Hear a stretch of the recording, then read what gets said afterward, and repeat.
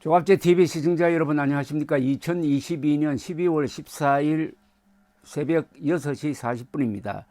리오넬 메시와 아르헨티나가 월드컵 결승에 진출 세 번째 우승을 노리게 되었습니다. 아르헨티나는 오늘 새벽 카타르 알다이엔의 루사일 스타디움에서 열린 월드컵 준결승에서 크로아티아를 3대 0으로 완파, 결승에 진출. 내일 열리는 모로코, 프랑스전 승자와 싸웁니다. 마지막 월드컵에 나선 메시 선수는 2014년에 이어 두 번째 월드컵 결승 무대를 밟게 되었습니다. 2014년 브라질 월드컵 결승에서는 아르헨티나가 독일에 1대 0으로 져 준우승에 그쳤습니다. 오늘 시합은 역시 실력으로 결판이 났습니다. 수비만으로는 우승할 수 없다는 걸 증명을 했습니다. 전반 32분 아르헨티나의 훌리안 알바레스 선수가 페널티킥을 얻어냈습니다.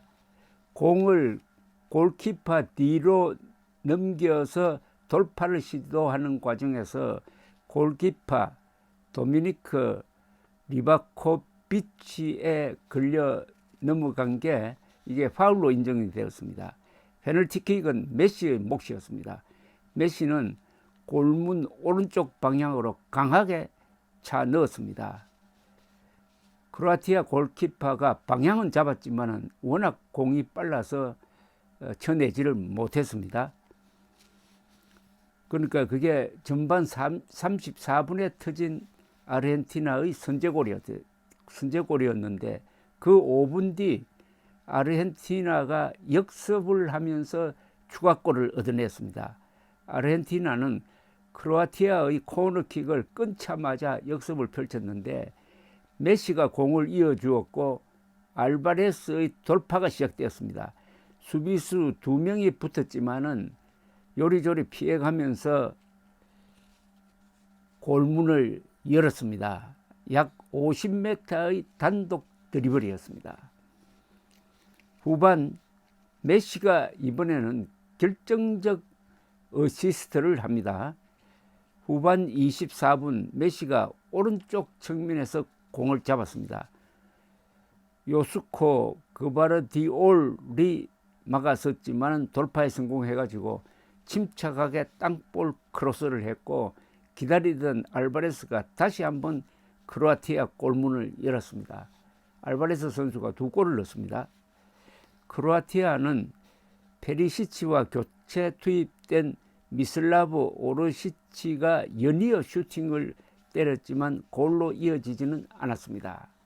볼 점유율에서는 크로아티아가 52%, 아르헨이 35%였지만은 결정력이 부족했습니다. 아르헨티나의 유효 슈팅은 7개, 크로아티아는 1개였습니다.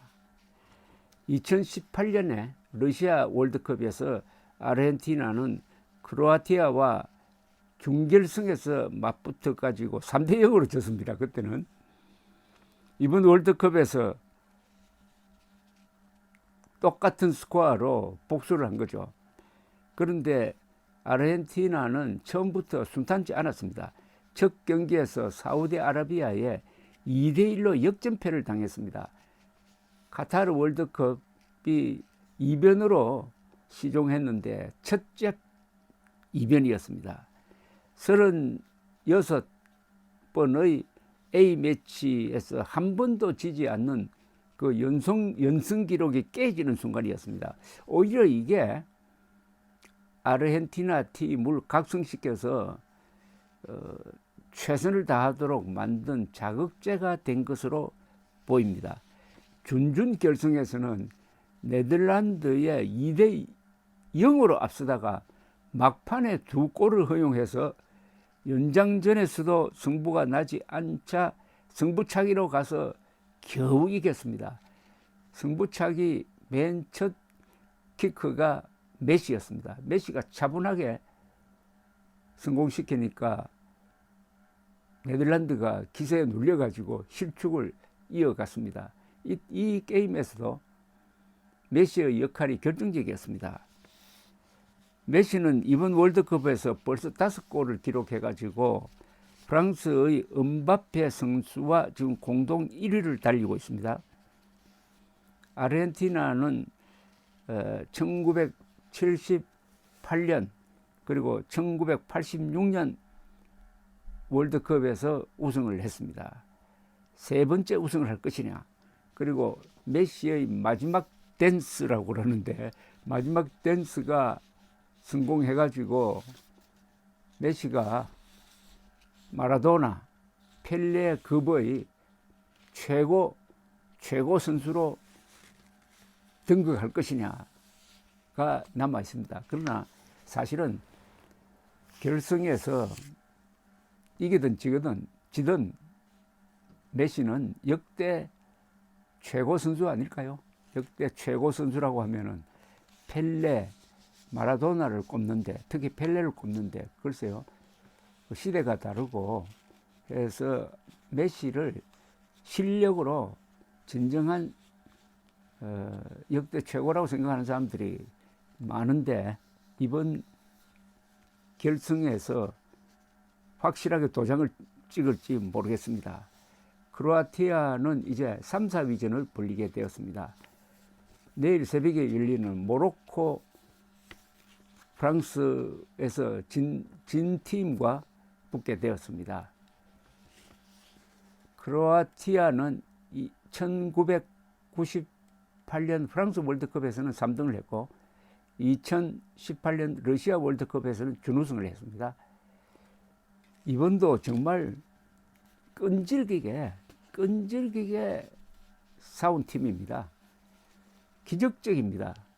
이런 팀이 준결승까지 올라올 수 있었다는 것 자체가 우선 인구 비율로 보면은 크로아티아는 작은 나라입니다. 인구가 400만이 안 됩니다. 한 380만 명.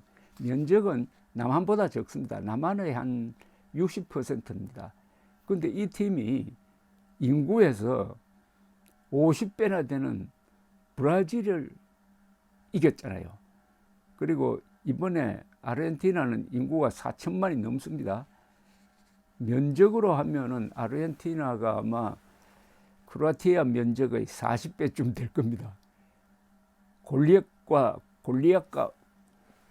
다윗의 싸움인데 왜 크로아티아가 이렇게 끈질기게 싸우느냐 하는 데 대해서는 여러 언론이 지금 화제로 삼아서 다루고 있습니다.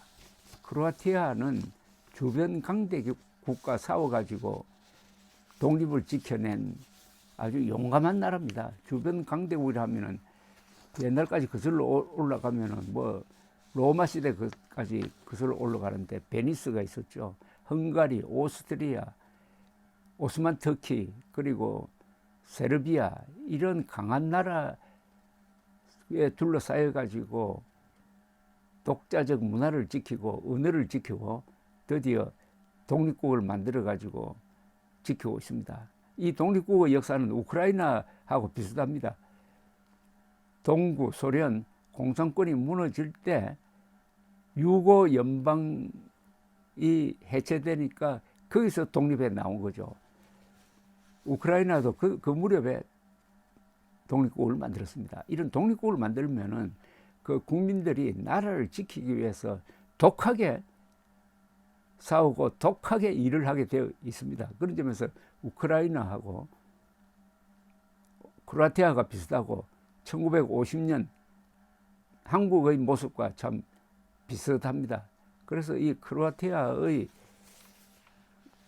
이번 패배는 참 아쉽지만은 어떻게 하겠습니까? 실력으로 졌습니다. 뭐 후회는 없을 것이라고 생각합니다. 메시의 마지막 댄스가 기다려집니다. 감사합니다.